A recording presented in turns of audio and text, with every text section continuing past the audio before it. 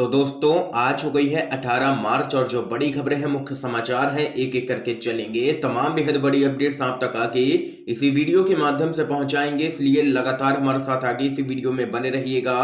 तो वहीं दोस्तों खबरों की तरफ चलने से पहले आप लोगों से एक छोटा सा निवेदन है कि अगर आप लोग भी खुलकर के देश भर में नफरत फैला रही गोदी मीडिया का बहिष्कार करते हैं, विरोध करते हैं, तो अभी इस वीडियो को लाइक कीजिएगा, चैनल को फ्री में सब्सक्राइब करके बेल के आइकन को जरूर दबाइएगा दोस्तों, और कमेंट बॉक्स में कमेंट कीजिएगा जय हिंद जय भारत। दरअसल दोस्तों पहली बड़ी खबर आप लोगों को बताते चलें, बिहार में बढ़ी है सियासी हलचल। मुकेश सहनी ने तेजस्वी यादव को दिया है खुला ऑफर, अगर 2.5 साल के सीएम फार्मूले पर राजी हैं तो आगे आइए और सरकार बनाइए। आप लोगों को बताते चले, नीतीश सरकार के मंत्री और वीआईपी सुप्रीमो मुकेश सहनी ने बड़ा बयान दे दिया है।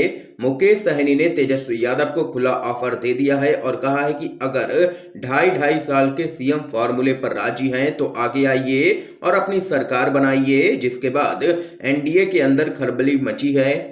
इसके साथ ही मुकेश सहनी ने कहा है कि तेजस्वी यादव 5 साल के लिए मुख्यमंत्री बनने की अभी तो चाह छोड़ ही दें, यदि वे 2.5 साल के लिए खुद और इतने ही दिन के लिए उन्हें या निषाद समाज के किसी दूसरे नेता को सीएम बनाने के लिए तैयार हैं तो आगे आए, वीआईपी उनके साथ है और अपनी वह सरकार बनाएं। ये यहाँ पर देख सकते हैं कि नीतीश सरकार में मंत्री हैं मुकेश सहनी, जिन्होंने यहाँ पर ऑफर दे दिया है तेजस्वी यादव को कि आगे आइए और सरकार बनाइए, हम आपका समर्थन करेंगे।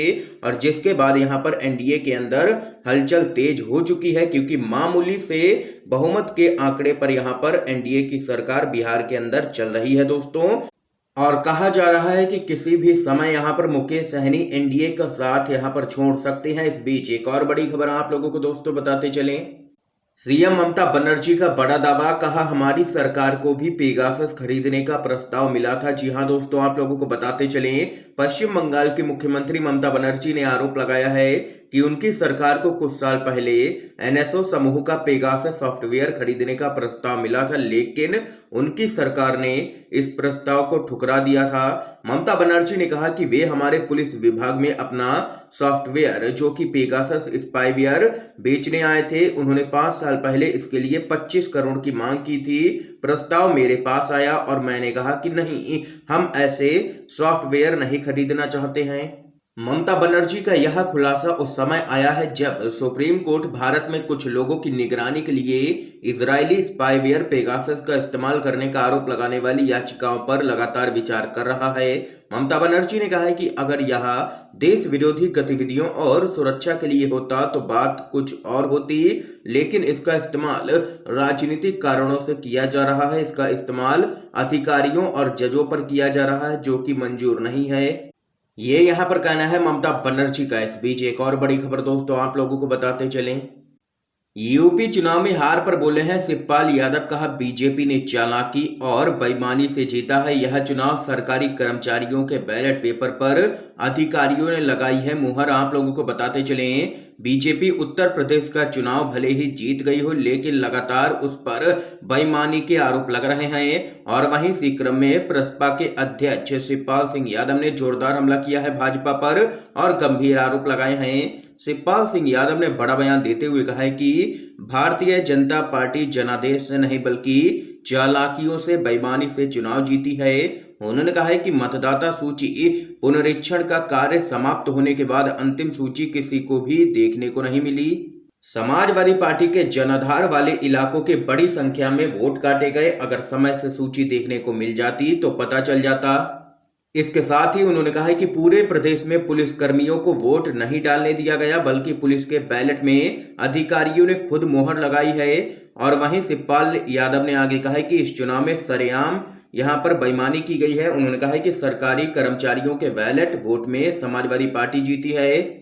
ये यहां पर शिवपाल यादव ने जोरदार हमला किया है दोस्तों भाजपा पर। एक और बड़ी खबर आ रही है सामने निकल के, रिपोर्ट में हुआ है खुलासा, सेना का बजट घटने पर रक्षा समिति ने चिंता जताई है, वायुसेना को और भी मजबूती की जरूरत है। आप लोगों को बताते चलें, डिफेंस पर संसद की स्थायी समिति ने सेना, वायुसेना और नौसेना का बजट घटने पर काफी चिंता जताई है। यह रिपोर्ट संसद के पटल पर रखी गई थी और वहीं इस रिपोर्ट पर अब पूरी जानकारी सामने निकल के आई है। समिति ने कहा है कि कुछ पड़ोसी देशों के साथ बढ़ते तनाव के मौजूदा हालात को देखते हुए सेना के तीनों ही अंगों को पर्याप्त बजट मिलना चाहिए, लेकिन बजट यहां पर कम किया गया है। आप लोगों को दोस्तों बताते चलें, यूक्रेन युद्ध और एलएसी पर चीन से चल रहे तनाव के बीच संसद की रक्षा समिति ने देश के रक्षा बजट को लेकर के गंभीर सवाल खड़े किए हैं और चिंता जाहिर की है।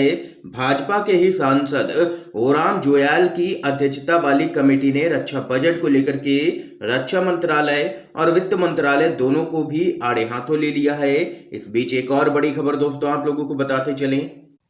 फिल्म द कश्मीर फाइल्स पर सवाल, सपा के नेता स्वामी बोले अधूरी फिल्म दिखाने से आपसी सौहार्द और भाईचारा खत्म हो जाएगा। आप लोगों को बताते चलें, समाजवादी पार्टी के नेता स्वामी प्रसाद मौर्य ने फिल्म द कश्मीर फाइल्स पर सवाल उठाए हैं। उन्होंने कहा है कि अधूरी फिल्म दिखाने से आपसी सौहार्द और भाईचारा खत्म होगा। समाजवादी पार्टी के नेता स्वामी प्रसाद मौर्य ने कश्मीर फाइल्स को लेकर के ट्वीट के जरिए अपनी प्रतिक्रिया व्यक्त की है। उन्होंने अपनी ट्वीट में कहा है कि फिल्म द कश्मीर फाइल्स में केवल कश्मीरी पंडितों का उत्पीड़न ही दिखाया गया है, जबकि पाकिस्तान अधिकृत कश्मीर में कश्मीरी मुसलमानों, पंडितों और सरदारों को बुरी तरह समान रूप से उजाड़ा और प्रताड़ित किया गया था।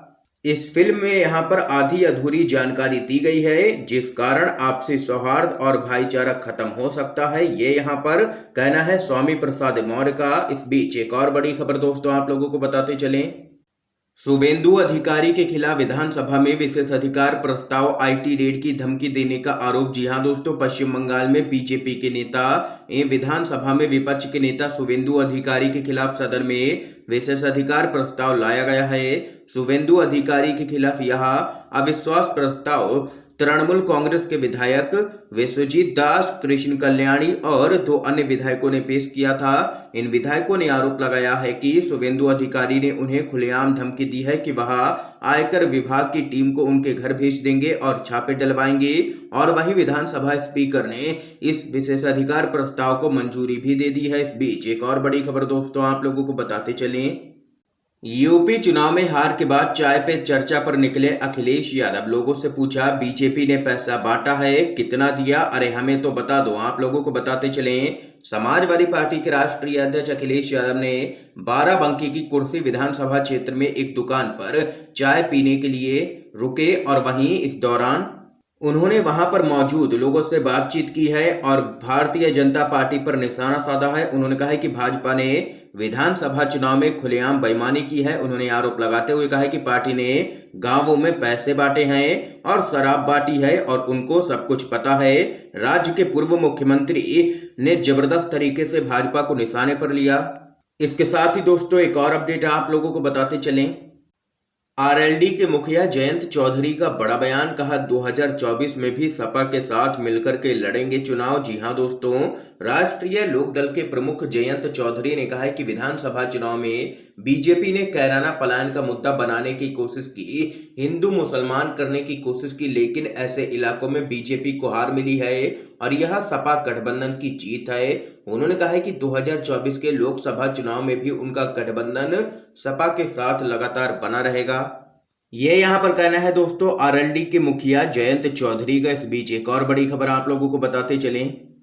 पंजाब के मुख्यमंत्री भगवंत मान का बड़ा बयान, कहा भ्रष्टाचार विरोधी हेल्पलाइन नंबर शुरू करेंगे, मेरा पर्सनल नंबर होगा। आप लोगों को बताते चलें, भ्रष्टाचार खत्म करने का दावा कर अस्तित्व में आने वाली आम आदमी पार्टी के पंजाब के मुख्यमंत्री भगवंत मान ने भ्रष्टाचार विरोधी मुहिम चलाने की घोषणा कर दी है। उन्होंने कहा है कि वह भ्रष्टाचार विरोधी हेल्पलाइन नंबर शुरू करेंगे और वह उनका पर्सनल व्हाट्सएप का नंबर होगा।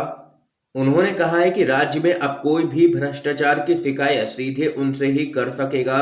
उन्होंने कहा है कि इसके लिए सिर्फ रिश्वत मांगे जाने की वीडियो या ऑडियो रिकॉर्डिंग उनके व्हाट्सएप नंबर पर भेजना होगा। उन्होंने ट्वीट कर कहा है कि भ्रष्टाचारियों के खिलाफ यहाँ पर अब सख्त कार्रवाई की जाएगी। ये यहाँ पर दोस्तों इस समय की आज की सभी बड़ी खबरें थी, मुख्य समाचार थे जो हमने आप लोगों तक पहुंचाए हैं यूएनवीडीवी के माध्यम से। अगर आप लोगों को ये वीडियो पसंद आया हो तो इस वीडियो को लाइक कीजिएगा, ज्यादा से ज्यादा इस वीडियो को शेयर कीजिएगा ताकि आप सभी के दोस्त भी मुख्य समाचारों को जान सके। वीडियो देखने के लिए दोस्तों आप सभी का बहुत बहुत धन्यवाद।